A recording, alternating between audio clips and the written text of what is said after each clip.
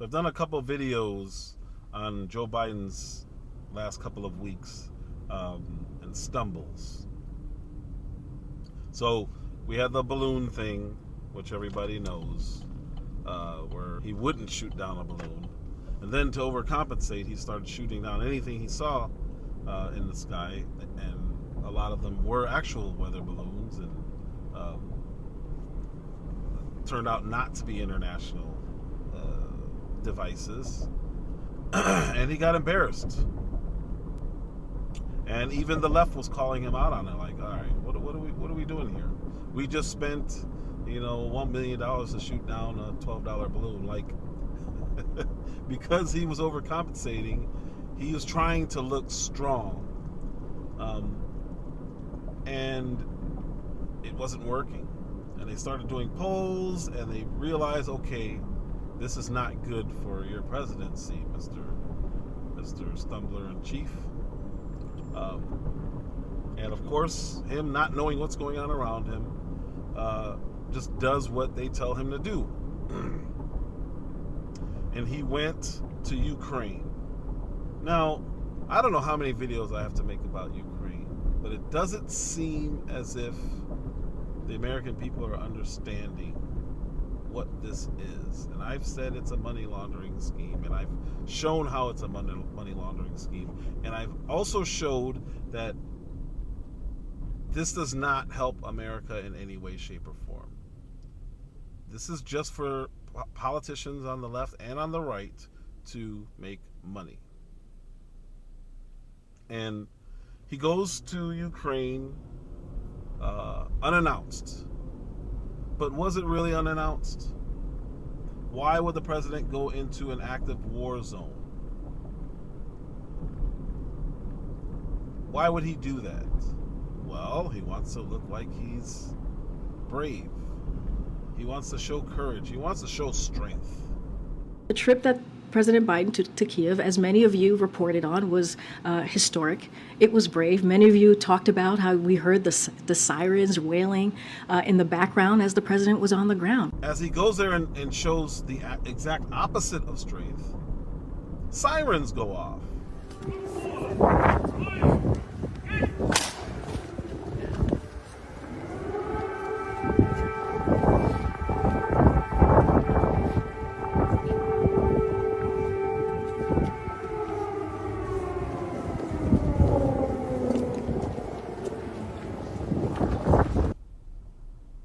But what's weird about the air raid sirens going off? Well, one, that usually means there's an air raid, or at least the threat of one. So the first thing people do is look up and try to figure out what's going on. Let's look up. I don't see any missiles coming in. Or at least show urgency. Hey, we got to get you out of here, Mr. President. Both countries have a president walking down the street as air raid sirens go off. Now you can pretend that he's just used to that, but the siren is there for a purpose. It is to alarm everyone to go to cover. You know how I know this? I grew up in Chicago, and we had this same system for tornadoes. Even though we never really had tornadoes in the city, we had the system, and we would have drills. And the drill would be a siren would go off, or in the school sense, it would be a bell. But there were times in the city where sirens would go off. And that's where we're supposed to go take cover. That's the purpose of the siren. The purpose is not to just keep walking, smiling, and pretending to talk. And that's what presidents of two countries did. Showed zero fear of an air raid siren, which typically means there are missiles coming. Go, run. Our Secret Service didn't react.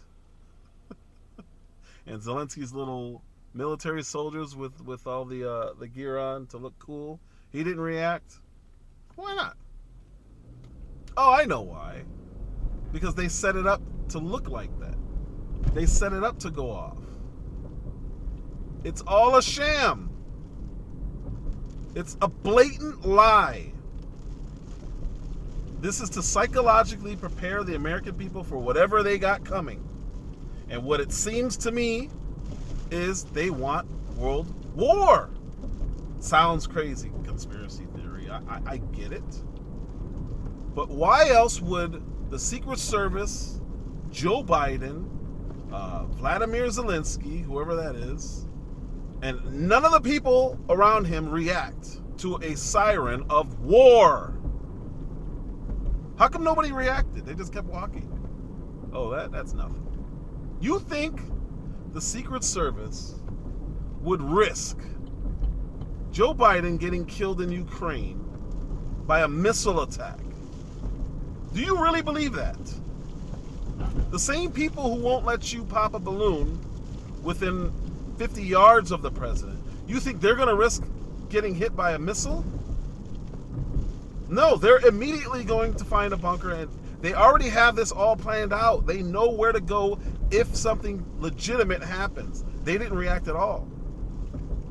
Which means it was a setup. They knew that that was going to happen. They reacted accordingly, or didn't react accordingly. They did nothing. And the reason they did nothing is because it was fake. Now, the real question is why the American people need to be faked out. And why there's no, sorry for the rain, why there's no outcry or there's no outrage as to, whoa. You guys just faked a military attack to make the president look better? Nobody's saying anything? I find that weird, because immediately after this happened, a CNN reporter said, whoa, I haven't heard these sirens. I've been here for the past 5 days. I have not heard any explosions. I have not heard any air sirens until about half an hour ago, right when President Biden was in the center of Kyiv, as Clarissa was just mentioning. MSNBC, CBS, NBC, CNBC, they're all still on the dole. So you literally turn the channel over to MSNBC, and they're praising Biden for his bravery. To find a day of this kind of presidential bravery in a war zone, you've got to go all the way back to 1864, July, when Abraham Lincoln, as president, went to see Confederate soldiers who were firing on Washington, D.C., on the brink of taking it over. Really? Really? You really think this is going to work? Blatant lying and blatant covering for the president. That's not news. That is literally propaganda. Joe Biden has put solidarity ahead of his own personal safety. Air raid sirens and no real guarantee of security. As air raid sirens blare. Seeing the American president there, walking the streets of Kyiv while air raid sirens literally sounded in that moment about possible incoming fire from Russia. When fake news organizations pretend to be reporting on the news and they are shilling for the administration, their job is to criticize and hold the powers that be, no matter what it is, corporations, governments. They're supposed to hold them accountable. These people are cheerleading. Oh man, this is Churchill-like. What? This is JFK-like. And you're like, anybody with sense is watching like, wow, they're really trying to program me.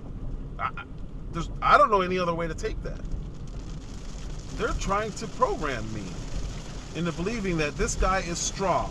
Even though you're watching and he's walking like he can barely walk without falling. Matter of fact, there's a pretty good chance when he landed in Ukraine, he fell down the stairs again.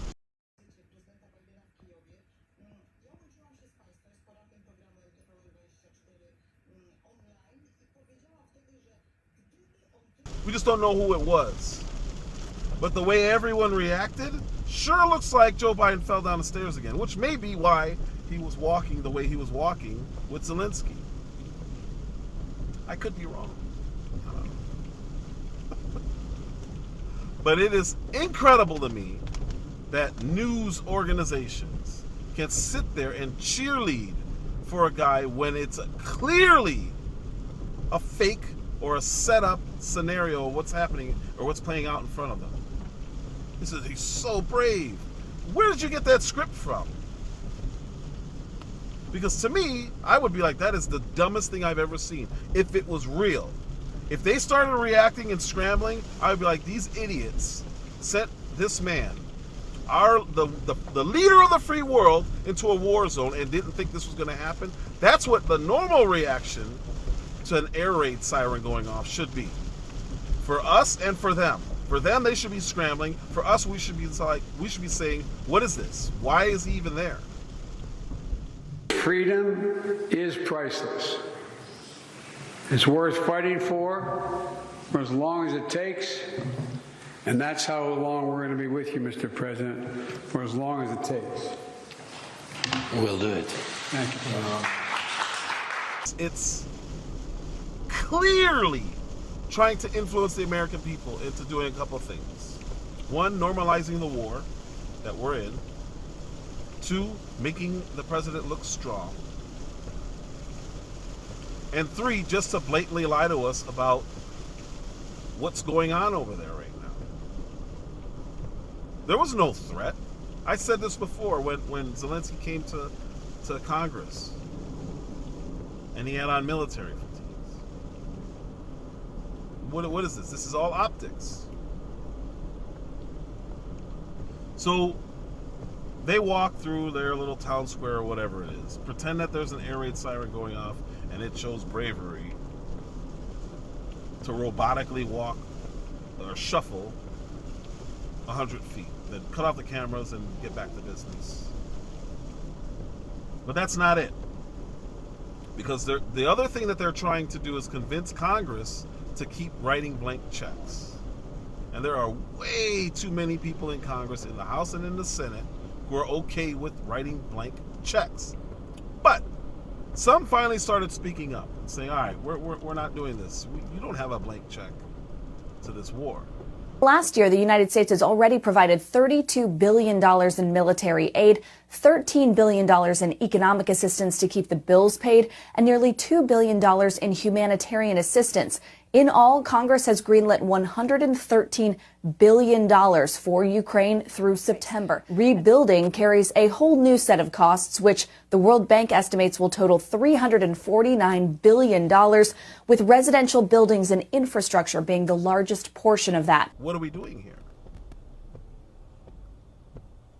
I've talked about this with the inner cities, Chicago, LA, New York. I've talked about this. He doesn't care about this country.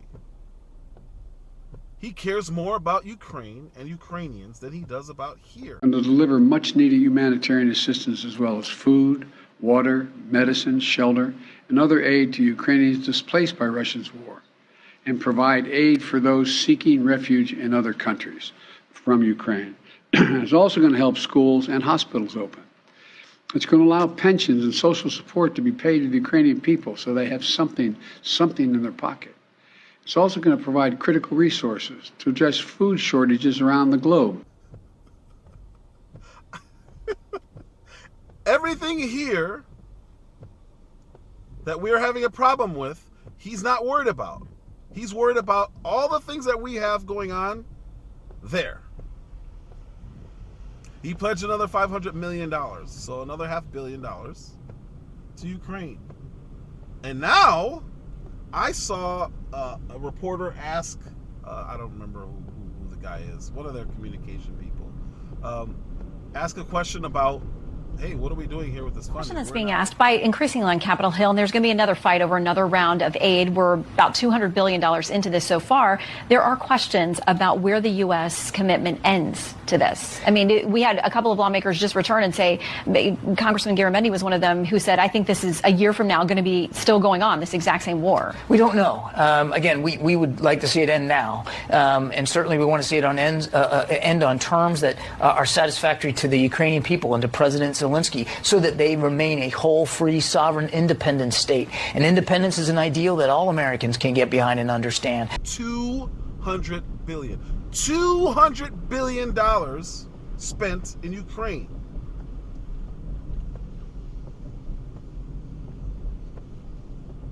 So he goes over there to promote himself as a great president because he's taking care of Ukraine. Meanwhile, his country is suffering in every aspect. It's astounding to me that there's no outrage over this. But here's how I try not to just say stuff without proof. So I'm going to prove that entire walk with Zelensky through their little town square was a complete sham. You want to know how I know? He called Russia in advance and told them that he was going to be visiting Ukraine. Yes, I just said that. Let me ask you something. The point of doing a surprise trip is to minimize the dangers of going somewhere. So if the president was going to go to Afghanistan during the Afghan war, of course you don't announce it because now you have terrorists who will target you. Makes sense, right? Zelensky is evil. We've heard, or not Zelensky, well, he is too, but we've heard them say how evil Putin is for the last 6 years, at least. They have dedicated themselves and they have dedicated to this narrative that he is evil, he is a madman, he is a psychopathic killer, and Biden is going to show strength by going there, but he calls the evil madman psychopathic killer before he shows up. Putin could have ended everything with that air raid. He could have ended everything. This is all a sham. So Putin, showing restraint, which is very odd for a psychopathic madman, didn't do anything. That's not brave. That's not courageous. That is a setup. That is a production. And Putin said, all right, you know what, whatever. You're running propaganda just like we're running propaganda. It's obvious. But all bets are off. We're going to start testing nukes. So unprovoked, the president goes over there, pretends he's showing strength. Then the people that he's pretending to are cheering him on in this country. And the people that he's pretending to in that country, or the one that's at war with that country, says, all right, cool, you can come over here. We're going to start testing nukes. Because this is an act of war. China says, we're going to start helping Russia here. We're going to start supplying them with weapons. What do? We have proposals. We're going to start sending them some fighter jets. Why not? Why not? What's the worst that can happen? Full war. That's what this is. It could go no other way. And our president is provoking this. Unapologetically. It's insane. And then Kamala Harris gets up there and feigns outrage. Oh, I don't know what they think they're doing. China, you can't do this. You're going to break whatever the international rules are. While we do it in Ukraine, we're chastising China for doing it with Russia. And they literally said, China said, you have no authority. What are you talking about? You're doing the exact same thing. They're just calling us out on our hypocrisy. The problem is, no one here is holding our president, our senile president. You know,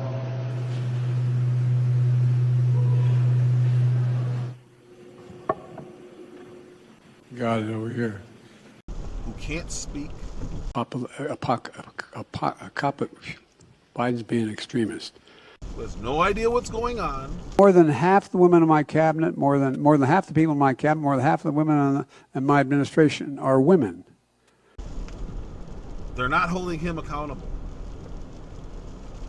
So whoever the people are who are controlling him have free reign to do anything. They are unelected officials. They're not even officials. They're unelected shadow figures.